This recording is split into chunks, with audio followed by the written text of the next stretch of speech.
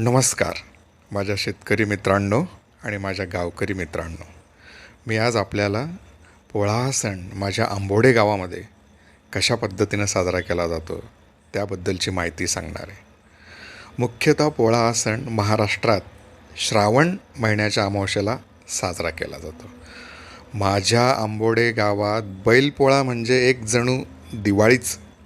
जसे आपण कोणत्याही सणाला सगळ्या पद्धतीची तयारी करतो त्याच पद्धतीने पोळ्यालासुद्धा घर दार कपडे लत्ते अंगण सगळं असं सजवलं जातं आणि त्याचबरोबर आपल्या बैलाची खूप काळजी घेतली जाते.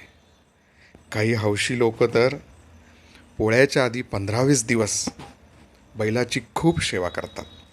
त्यांना चांगल्या प्रकारचे वैरण, गव्हाच्या पिठाचे गोळे, ढेप किंवा ज्वारी बाजरीच्या दाण्यापासून बनवलेली घुगऱ्या त्यांना खाऊ घालतात. 15-20 दिवसापासून त्यांना सकाळी लवकर उठून शेतात चारायला घेऊन जातात की जेणेकरून आपला बैल पोळ्याच्या दिवशी सगळ्यांमध्ये उठून दिसला पाहिजे, शोभून दिसला पाहिजे, ताकदवार दिसला पाहिजे. एवढंच नाही तर एवढं सगळं खाऊ पिऊ घालून त्याच्या पाठीवरून मायेनं आणि प्रेमाने हात पण फिरवतो. पोळ्याच्या निमित्ताने बाहेरगावाची नोकरदार मंडळीसुद्धा 2 दिवसासाठी पूर्ण कुटुंबासहित गावात येऊन आनंद घेतात.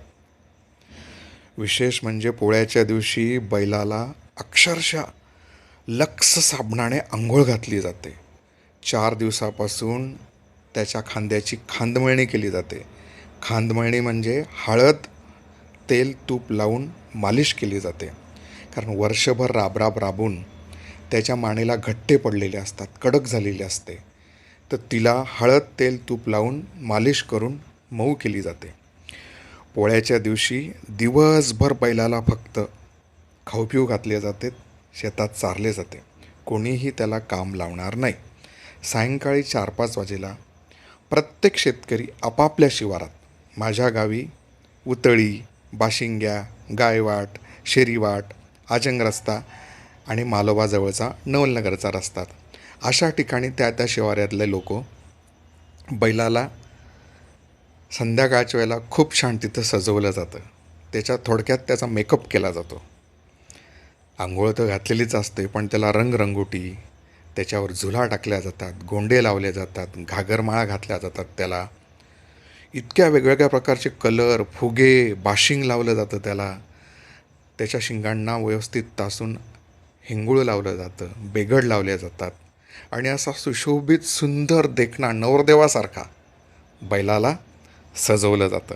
अतिशय खास पद्धतीने त्याचे नावंसुद्धा टाकले जातात, सर्जा राजा वगैरे अशा पद्धतीनं. झुल्या त्याच्यावर कापडी घातल्या जातात. खूप अशा रेशीम पदरासारख्या सुंदर असतात त्या.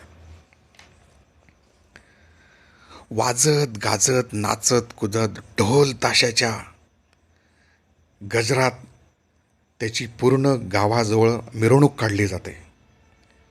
नाचत कुदत गावाच्या दर्जापर्यंत आणले जातात आणि मग तिथून एक एक बैल आपापला मालक घेऊन गावाच्या दर्जातनं निघतो आणि गावातली प्रतिष्ठित लोक, ग्रामपंचायतचे सदस्य, सरपंच, सेक्रेटरी, ग्रामसेवक आणि बाहेरगावून आलेले आनंदी वरिष्ठ लोक त्यांच्यावरून कितीतरी पैशांच्या ओवाळण्या टाकतात. तो क्षण म्हणजे साक्षात परमेश्वर दर्शन. कारण ज्याच्या जीवावर आपण मोठे आहेत अशा बैलराजाची, नंदीची आपण सगळे पूजा केली जातात. सगळ्या आया बाया अंगणात खाट टाकून त्याच्यावर पाल टाकतात. ज्वारी बाजरी किंवा गहू त्या पालावर ठेवतात की आलेला बैल आधी चंदी खाईल. त्याच्यानंतर त्या पालाच्या खाली दोर आणि आपल्या वखराची पास ठेवली जाते. तो एक शकुन मानला जातो. बैलाच्या खाण्यासाठी खास पुरणाच्या पोळीचा नैवेद्य असतो त्या दिवशी. आणि प्रत्येक सवासनी बाया बैल अंगणात आले म्हणजे त्यांच्या पायावर पाणी टाकून त्यांना पुजलं जातं. हळद कुंकू अक्षदा उदबत्ती फुलं वाहिले जातात. त्याचबरोबर त्या बैलाच्या मालकाची सुद्धा पूजा केली जाते. ओवाळलं जातं दोघांना आणि शेवटी पुरणपोळीचा नैवेद्य त्याला चारला जातो. आपल्या घरची पूजा आटोपल्यानंतर शेजारी किंवा गावात मित्रपरिवाराच्या घरी जाऊन बैलांना नेऊन त्यांची पुन्हा पूजा केली जाते. शेवटी त्यांना आपापल्या घरी आणून हिरवे वैरण घालून त्या दिवशी आराम करायचा. बैलांप्रमाणेच त्याचे मालकसुद्धा तितकेच सजलेले असतात. मस्त कुर्ता पायजमा टोपी वगैरे घालून एकदम सर्जाराजाचे मालक. आणि इतका आनंदी सोहळा असतो तो शब्दात सांगणं फार कठीण आहे. पण जो तो बघेल त्यालाच तो आनंद मिळेल. आणि गावातच तो आनंद आहे. आणि अशा पद्धतीनं या माझ्या आंबोड्या गावातल्या पोळ्याचा सण अतिशय आनंदाने साजरा केला जातो. घरोघरी ज्यांच्या घरी बैल नसतील ते मातीचे बैल तयार करून त्याची पूजा करतात.